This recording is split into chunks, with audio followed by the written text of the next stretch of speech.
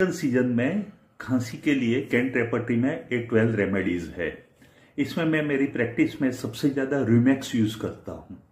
Romex में ठंडी हवा से खांसी आती है और साथ में टिकलिंग सेंसेशन होता है। अगर पेशेंट पूरा कवर करके रख दे सिर से पांव तक तो उसकी खांसी ठीक हो जाती है। उसके अलावा जो कोकस कैक्टी है उसमें भी टिकलिंग सेंसेशन है, लेकिन खांसी के बाद उसमें वॉमिटिंग सेंसेशन होता है और मॉर्निंग में खांसी ज्यादा होती है।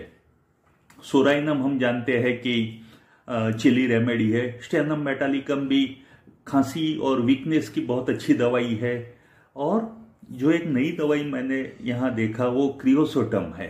क्रियोसोटम हम यूजुअली तब यूज करते हैं कि विंटर में जो खांसी होती है ओल्ड पीपल में और शाम को खांसी आए, उसमें क्रियोसोटम यूज होता है।